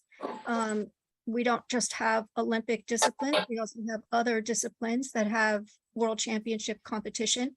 The idea is to be able to get them to that level and how to maintain them at that level. Our last goal is pretty clear in its statement: develop a financial mission and vision to support the pursuit of competitive athlete excellence. Obviously, we need to find a way that will continue to fund all of our athletes. Very good. Thank you, Suze. Thanks. Stewardship, Dave Lumian. Hi, yes. My name is Dave Lumian. I'm a board member and One of the things I found most attractive about American Canoe Association is its focus on stewardship and also on access, which I view as two sides of the same coin. And we, through our process of strategic planning, we've come up with this statement: collaborate with strategic partners to promote advocacy efforts that support clean water access and preservation of public lands and waterways and other stewardship and public policies initiatives important to our members and the larger paddling community. Good, thank you. Thank you, Dave. Next up is Andrea White, Community Leadership. Yes, thanks, Pam. Fellow ACA members, first, let me just thank the board, because my very involvement in this committee shows that they're trying to reach down into the membership to build this strategic plan beyond just the scope of the folks at the top of the tower. And as the chair, a former state director, a regional chair of the Regional Activity Council, the fact that they have included us in the strategic planning is momentous. It shows a lot of change is afoot, and change is hard in a 142-year-old organization. So I want to thank the leaders of RIC who have stuck in there for the last 2 years to get us where we are, for RIC being included in the bylaws and for us being included in the strategic planning effort. And let's highlight this goal to establish the ACA as the comprehensive hub for connecting paddlers from diverse communities and disciplines to paddle sport resources and meaningful opportunities for collaboration and community building. Pretty much everywhere in the ACA membership, other than the wonderful and very successful and lauded Atlantic Division, we have not had a regional infrastructure to support the ACA mission. And by building this regional infrastructure, whether that's for stewardship initiatives, whether that's for DEI initiatives, whether that's for an expansion of access to instruction or instruction credentials, there's any number of ways that we can join forces, because as several of our leaders like to say, and I thoroughly agree, the ACA is not them, it's us. And we have a lot of regional leaders who stepped up over the last 2 years to make this happen and to bring us to this place and to set us up for success for the future, so that all of us in our communities, in our state, in our regions can step up and be a part of the ACA mission and be a part of forward progress on the elements that you have a passion for. And these upcoming state director elections and state council volunteers will be a big part of that. So I'm very excited to be here and talking to you. I'm happy to talk to anybody offline that wants to talk about any of this without distracting from this meeting. But I think we've got some real opportunities for ACA engagement and leadership, and a leadership track for these community leaders that we haven't had before. And this community leadership goal as part of the strategic plan is an inherent part of that. Thank you very much, Andrea. And then finally, governance, and I'll turn it over to our ACA president, Robin Pope, for this. Robin. Great, thank you, Pam. So the governance goal, and this was a goal that was developed by the entire strategic planning committee, is that ACA will demonstrate best-in-class governance practices with an effective board of directors, staff, leadership, and broad volunteer engagement in councils, committees, and other groups. Governance is how we structure our organization to get stuff done.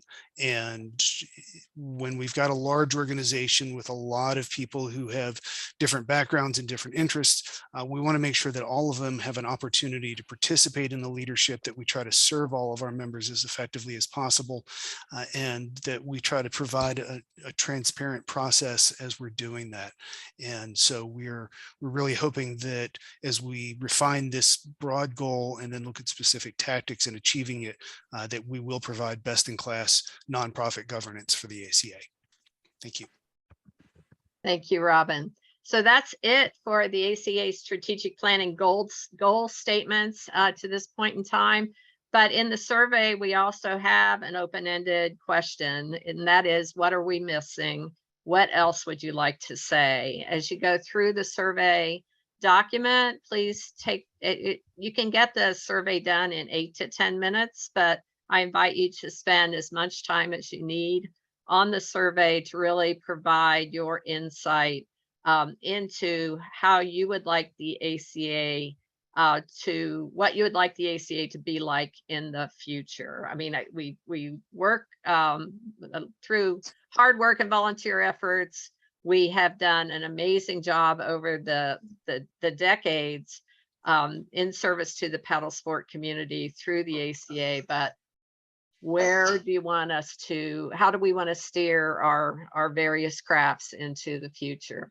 And the survey, as I said, is open through November 15th.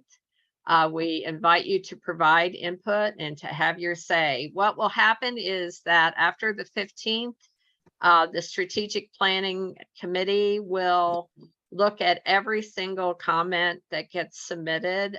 They will go out to various work teams within the committee, and they will then come forward with any proposals for updates or revisions, including those performance indicators. And once again, our goal is to have a second follow-up survey out, if not before the end of this year, but into January of next year. So hopefully we'll continue to push this strategic planning effort forward so that the ACA, through hard work, we're on good grounds to make some real improvements moving forward.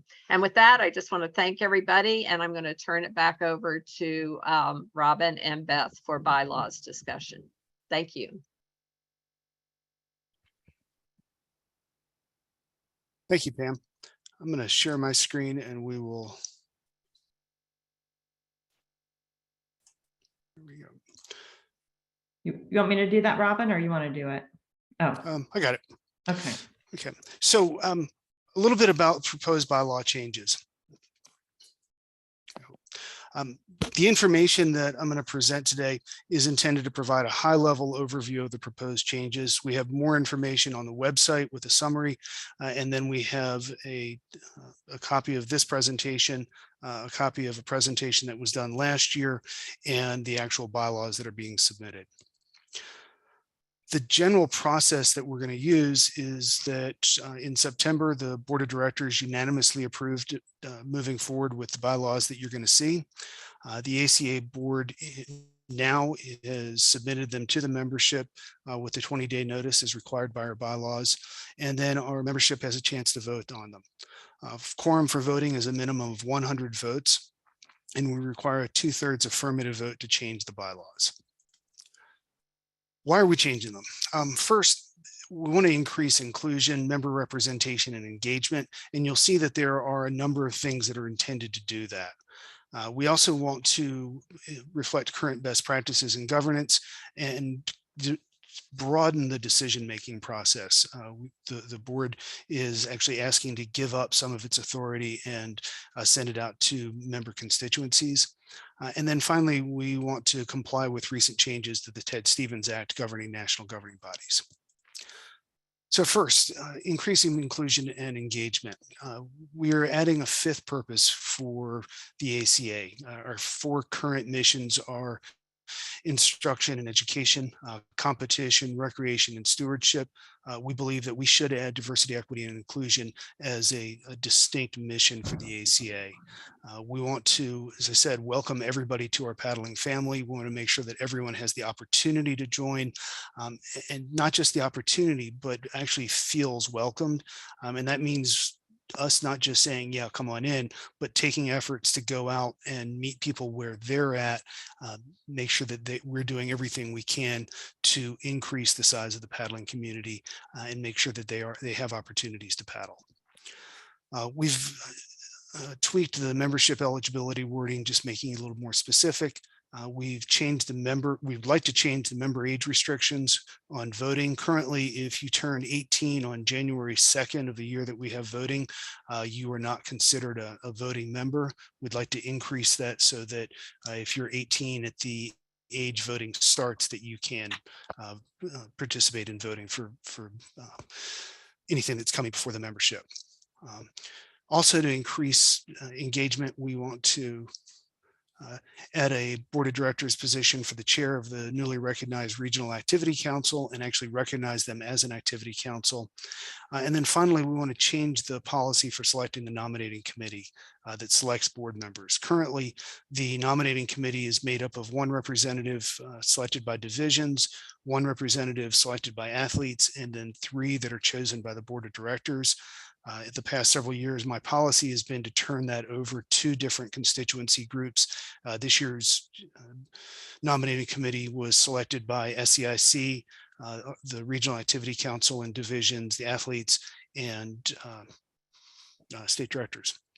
So the new policy would be that 1/3 of the nominating committee is made up of athletes because that's a requirement of the Ted Stevens Act. 1/3 would be made up of representatives chosen by SEIC. 1 member would be chosen by the Regional Activity Council, and then a final member selected by the board. And presumably that one would be used to help ensure diversity of thought and geography.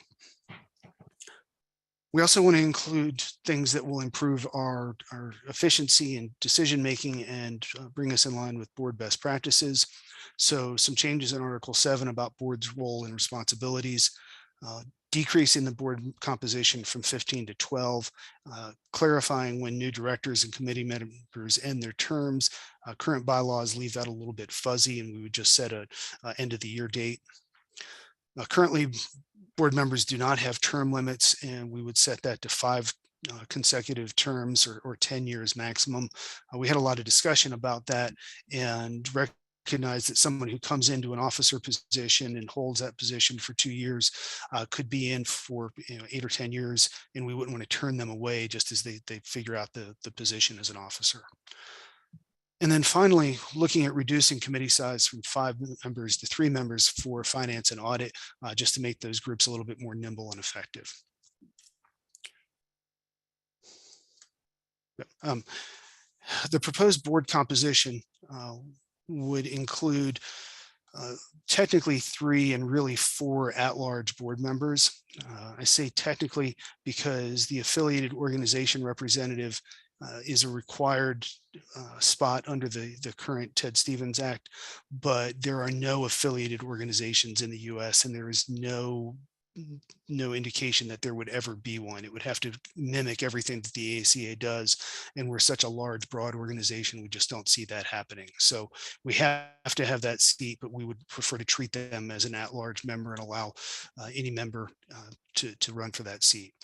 We'd have 1 independent seat. Ted Stevens Act requires us to have 1/3 representation from athletes. So we would have to have that. Safety, education, instruction, competition, and regional activity council chairs would each have a seat. The properties designee would lose a seat, and the immediate past president would lose their seat. And that brings us down to 12 total board members. So complying with the Ted Stevens Act, to follow the current regulations, athletes who meet some specifications in terms of their service and activity on the international stage, their representation has to increase from 20% to 33 1/3. We would add some language that is consistent with USAPC bylaws regarding those athletes. And there are some things that we have to add in about safe sport and anti-doping that really wouldn't affect members other than athletes. So, if we look at this, as I said, there are really 3 things that we're trying to do. We're trying to increase member representation. We're trying to improve our governance structure, and we're trying to put ourselves in compliance with the Ted Stevens Act. I know that there are questions and concerns about doing that, and the board has spent a lot of time and effort trying to come up with something that best serves all of our members. There was a lot of intense debate, and I think the board came to what they feel is the best solution for all of our members, and to a solution that is looking forward to opportunities for growth, opportunities for fundraising, opportunities for exposure. And so with that, I will be happy to answer any questions or turn them over to people who can better answer them. And I'm going to stop sharing. And Pam, if you would like to read questions, and then sure, Beth or Kelsey or anybody else can help me with those. No questions have been posted that I'm seeing yet. Okay. But I'll put a shameless plug in again to thank Andrea for posting the survey link. And also mention that the survey is open to non-ACA members, lapsed ACA members, club leaders, paddling, anybody within the community. So please feel free to share the survey link outside of the ACA current membership. And thanks for that reminder as well, Andrea. I have not seen any specific questions posted yet regarding the bylaws. Oh, but Mike Aronoff has his hand raised. Can we unmute? I don't know. I don't know if we can unmute Mike. I'm kidding. Okay, I can unmute you, Mike. Go ahead, Mike. Here we go. All righty, hold on. I just wanted to clarify, previously there was a minimum number of days for voting, and now it looks like that's been clarified, that voting will end on the 23rd, period, end of story. Is that correct? Yes, that's what we've set up, and I believe that the minimum number of days for voting is 20. So we're exceeding that. But the maximum is going to be the 23rd. Maximum is going to be the 23rd. Yes, sir. Okay, good. Yeah, I just wanted to clarify that. Thank you. Thank you. Couldn't thought it could be extended. No, that's 23rd. We're done. All right, thank you. Thank you. And Mike, since you came on, I'm going to add something. At a recent meeting, Mike and I had some discussions about this in a discipline committee reading, and Mike and I completely agreed on something. Read the bylaws, make sure you know what you're voting on. This is an important vote. Take the time to read what you're voting. The board did unanimously support this, but this is a member organization, and we hope that you will support it. But if you don't, we respect everybody here, and we welcome everybody's opinions, and we are all committed to being a paddling community. And I'm appreciative that everybody is part of that community. And Robin, if I could, there is a document on the website that's a side-by-side comparison of most material changes to the bylaws. My intention was to post a red line version that compared the old versus the new, but not to bore you all with the details, we can only post PDFs. We use certain file formats on the website, so I cannot post a Word document that does that on the website. It just won't work. So if what I have on there is, if anybody wants to see that, they can request it by emailing a certain email box, and I will email it to you, but I cannot post that on the website. Or maybe somebody out there can tell me how to do it, but I couldn't post it in such a way that it retained all the red lines. Yeah, actually, I tried that, and maybe I didn't do it right, Donna. Thank you for that. When I printed it to PDF, it took away the whole red line thing. But I don't know. I can try it again. Okay. All right. Look at all these people offering to help. All right. Thank you. Oh, goodness. Drew, I'll get back with you. You can help me. I do have a couple questions that came in. This is for Robin and Beth. Does the board see any potential issue with the majority of the board being NGB supporters for elite, a competition council, and a potential affiliate organization, 6 of 12? So yes, that was something that was discussed at length. We do not anticipate that there will ever be an affiliate organization within the U.S. So I don't think that that's an issue. In terms of the Competition Council represents all forms of competition, Olympic and non-Olympic disciplines, everything from the citizen race that's going to be held next Saturday to the Olympics and World Cups and Pan Am Games. The other thing that was considered was that we've made it easier for for people to be qualified as an athlete, increasing the number of events. And we already know that there are some very high level instructors that are engaged in some of the competition committees. For example, Chris Wing is, I believe, a member of the freestyle committee and therefore eligible to be the competition council chair. But Chris is also a level 5 IT or ITE.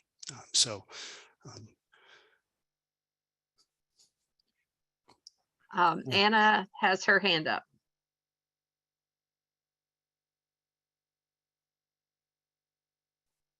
Anna, you'll have to unmute. Unmute. Okay. Yeah, can you hear me now? Yes, ma'am. I would just like to, as the SCIC representative, I just also like to add that I've spent a year working on the board, and it is to assume that folks who support competition do not support instruction is not accurate. So my experience of being on the board is that the competition folks are very supportive of instruction, and we can work together very well. And that's been my experience. And so I would encourage everyone to not have this attitude of us versus them. We are a paddling community. We are an organization that has many different areas. And I think we can work together to grow the sport and to have success in all of those areas. And the us versus them attitude, or assuming that just because someone's and so I was a freestyle competitor for several years, y'all. That's how I made my name. That's how I grew my instruction business, is because I was a top athlete for several years. And athletes and instructors can work together. And I think that there's a lot of that vision right now, at least. So that's what I would like to say about that. And to add to that, Anna, I would note that yesterday in our budget discussions, every athlete voted to support the full SEIC request for funding. And, yeah, that's right. And agreed that competition needed to carry its own way. So yes, and as an instructor, I want to see the competition side succeed as well, because I think that there's it's a win-win for all of us, because some folks are attracted to the competition side, and that's awesome. And then they might become instructors and vice versa. So let's just check our own inherent biases when it comes to this and see how can we ask ourselves, what do we have in common? And go from there. Yeah, I've said it before, we are stronger together. And I think that those missions, the 4 missions we've talked earlier, do intertwine together, and you can't really pull one apart without negatively impacting the others. I would add that if I'm going to make this as a real analogy, that's a bunch of carbon fiber that's woven together, and DEI is the resin that's going to hold it all together and make an incredibly strong paddle for us. So. Thank you. Robin, you responded to the question regarding the board, the immediate past chair or president no longer being part of the board of directors, or at least having a vote, and that is that you'll be able to attend board meetings and be able to participate as an ex officio member. Other questions, comments?